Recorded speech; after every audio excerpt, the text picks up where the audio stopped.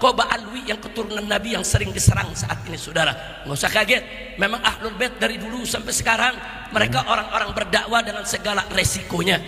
Mana mereka akan mencari tempat berlari? Tidak ada kecuali sebuah kesadaran bahwa mereka bukan cucu Nabi. Assalamualaikum warahmatullahi wabarakatuh. Teman-teman, kita bertemu kembali di channel Cahaya Hidayah. Nah teman-teman, jadi di video kali ini saya akan membagikan video mengenai ceramah dari Bapak Rizik Syihab. Jadi Bapak Rizik Syihab ini merasa terzolimi mengenai masalah nasab Ba'alawi ini, yang dimana nasabnya itu dibongkar oleh Kiai Imaduddin Al-Bantani, dan menuduh bahwasanya Kiai Imaduddin Al-Bantani ini yaitu telah mengadu domba antara kiai dengan para habib-habib. Padahal teman-teman ya, yang selalu mengadu domba, yang selalu memprovokasi, mencaci maki, itu adalah Bapak Rizik Syihab sendiri. Bahkan presiden digoblok-goblokin, polisi digoblok-goblokin, kiai digoblok-goblokin. Ada yang mengatakan satu habib yang bodoh lebih mulia daripada 70 kiai. Ada juga yang mengatakan kaki habib yang kotor, pezina, pemabuk, penjudi itu lebih mulia daripada kepala kiai yang bersorban. Na'udzubillah ya teman-teman. Nah ini Bapak Rizik Syihab ini mengaku-ngaku sebagai Ahlul Bait. Ba'alawi ini adalah zuriat Nabi. Kok kalian membatalkan nasab Ba'alawi? Nah seperti itu teman-teman. Jadi Bapak Rizik Syihab ini merasa terzolimi, merasa tersakiti, yang nasabnya itu dibongkar habis-habisan oleh Kiai Imaduddin Al-Bantani. Nah oke teman-teman, kita langsung mari kita simak video dari Bapak Rizik Syihab ini yang marah-marah, ngamuk-ngamuk, yang memprovokasi lagi, mengajak umat untuk bersatu. Bersatu apa teman-teman ya? Lawang nasabnya saja tidak bersambung pada Rasulullah, masa kita ini dipaksa untuk mengakui, mempercayai, ya kan gak nyambung. Coba mari kita simak videonya. Dengan mereka-mereka yang terus mengadu domba, nggak usah kaget. Memang orang-orang munafikin semacam itu. Terus ada yang bertanya, kenapa kok Ba'alwi yang keturunan Nabi yang sering diserang saat ini, saudara? Nggak usah kaget. Memang Ahlul Bait dari dulu sampai sekarang mereka orang-orang berdakwah dengan segala resikonya. Berapa banyak imam-imam di Ahlul Bait yang dibunuh, saudara, karena dakwah. Sayyidina Husain diracuni, Sayyidina Hasan diracuni, Sayyidina Husain dipenggal kepalanya di padang Karbala, saudara. Sayyidina Zaid, saudara, dibunuh, saudara, bersama pengikutnya.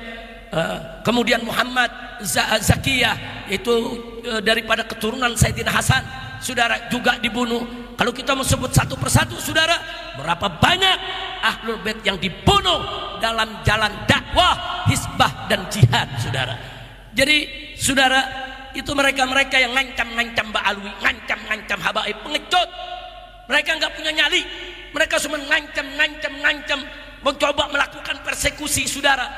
Nggak boleh dibiarkan, wajib. Oke sebentar ya, yang selalu mempersekusi itu golongan siapa ya? Ya pasti teman-teman tahu, yang mendatangi, menggeruduk, marah-marah, golongan siapa kalau bukan dari ya Bapak Rizik Syihab itu sendiri. Dulu seperti Ustadz Yazid bin Abdul Qadir Jawas ya teman-teman rahimahullah, itu pernah ya didatangi oleh yang mengaku sebagai FPI, datang ke Ustadz Yazid lalu kemudian gebrak meja, dipersekusi, dicaci maki. Siapa, golongan siapa coba? Ini Bapak Rizik Syihab ini merasa terzolimi karena yang dihadapi ini adalah termasuk ormas besar juga teman-teman ya. Oke, coba mari kita lanjutkan. Kita lawan siapa yang ingin mempersekusi habaib, mempersekusi ulama, mempersekusi ajengan, mengganggu pesantren, umat Islam wajib bersatu. Halau mereka, kejar mereka, hajar mereka. Jangan pernah mundur dari intimidasi dan teror mereka, saudara. Takbir, pakai takbir takbir, sallu ala nabi. Tapi kita juga mesti hati-hati, saudara. Ini urusan begal nasab, ini ada gerakan politik, ada bokhirnya, ada yang membiayainya. Nah mudah-mudahan di kepemimpinan presiden yang baru ini, saudara, itu akan segera padam. Itu tidak lagi berlanjut. Memang di kepemimpinan yang kemarin, saudara, memang presidennya nggak suka dengan gerakan Islam, ada Islamophobia, saudara. Jadi nggak usah kaget kalau gerakan-gerakan itu subur di mana-mana.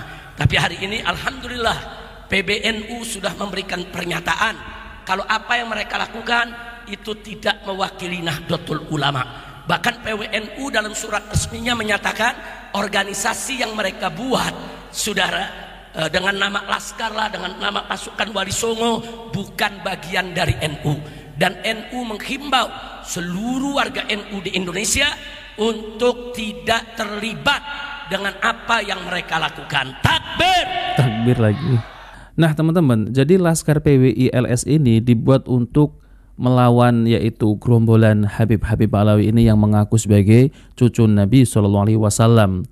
Ya, kalau NU belum tentu Laskar PWI LS, tapi kalau Laskar PWI LS itu sudah pasti orang-orang NU. Nah, maka dari itu ya teman-teman ya, Laskar PWLS ini dibentuk yaitu untuk melawan orang-orang yang mengaku sebagai cucu Nabi SAW, untuk membongkar makam-makam palsu yang dibuat oleh Bapak Lutfi. Nah, maka dari itu ya teman-teman ya, dengan adanya tesisnya Kiai Imaduddin Al-Bantani, mereka itu sudah mulai gelabakan bisnis nasab rungkat, bisnis kuburan rungkat, bisnis dawir rungkat, khurafat rungkat, bisnis wali-wali lah, karomah-karomah rungkat semua. Bahkan yang suka jual air-air berkah lah itu semua rungkat semua teman-teman. Nah, maka dari itu ya Bapak Rizik Syihab ini marah-marah kepada Kiai Imaduddin Al-Bantani. Nah, teman-teman coba mari kita simak yaitu video dari Kiai Imaduddin Al-Bantani.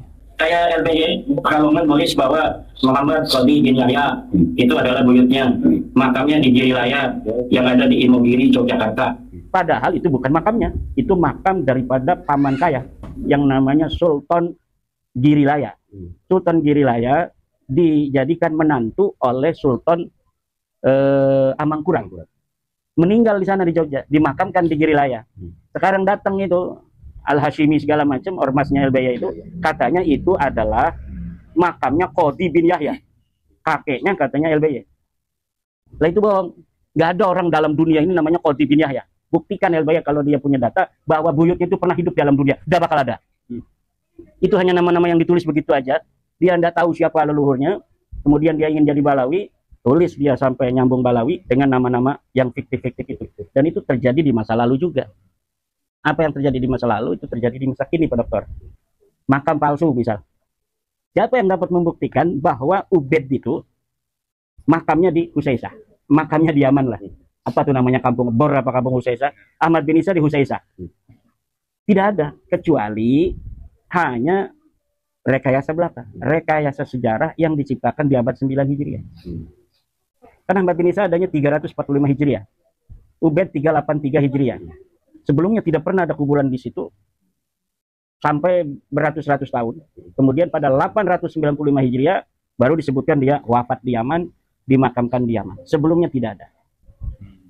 Jadi apa namanya itu makam-makam palsu yang sekarang ini muncul dengan nama-nama masa lalu tanpa ada sejarah sebelumnya itu telah terjadi di Yaman pada abad ke-9 itu.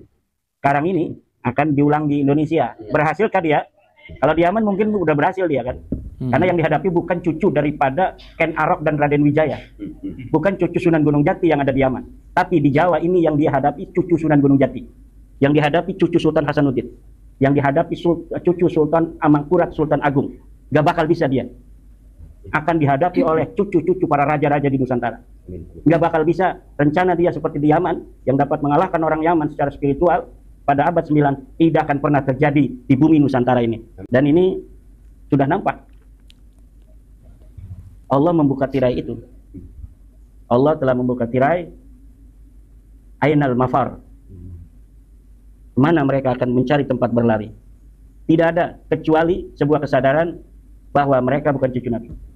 Minta maaf pada orang-orang Indonesia yang pernah disakiti dengan pengakuan itu, yang pernah dizalimi dengan pengakuan itu. Dan kepada kibin-kibinnya juga harus taubatan nasuha. Bahwa selama ini mereka mempercayai orang yang salah. Cucu-cucu Nabi yang asli di Saudi itu biasa-biasa saja.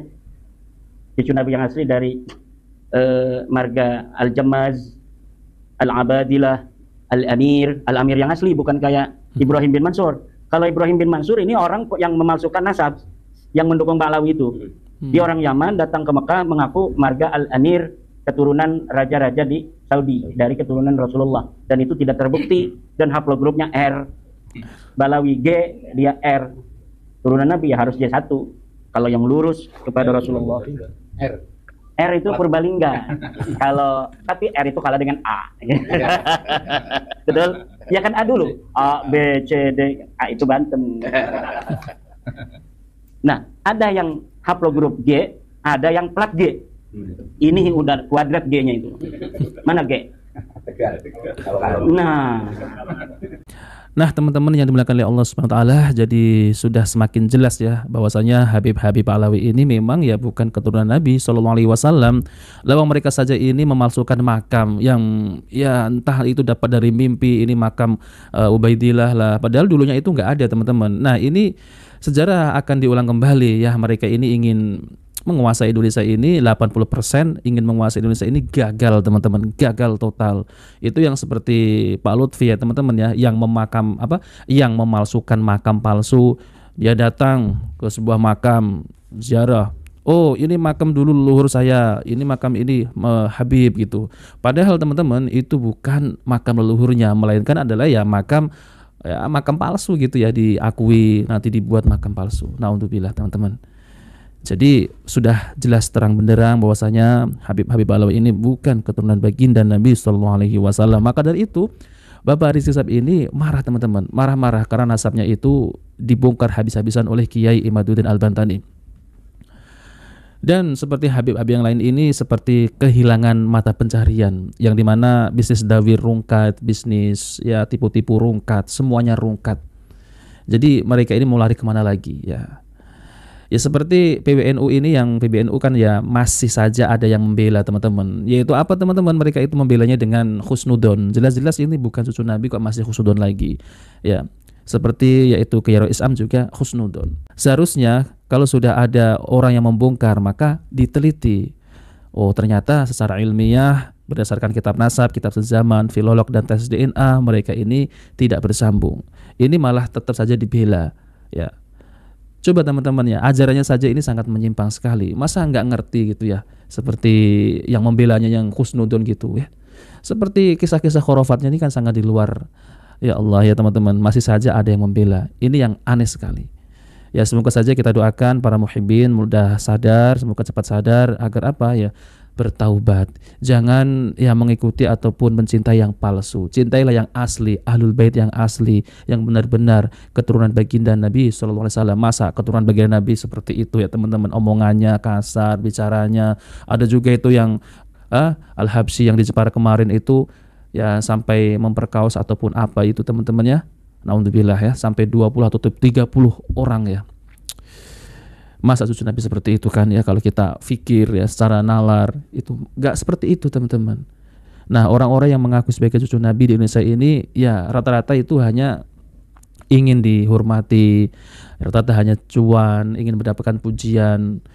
Nah, seperti itu teman-teman. Nah, oke teman-teman, kita bertemu di video berikutnya. Jika video bermanfaat jangan lupa like dan subscribe di channel Cahaya Hidayah. Wassalamualaikum warahmatullahi wabarakatuh.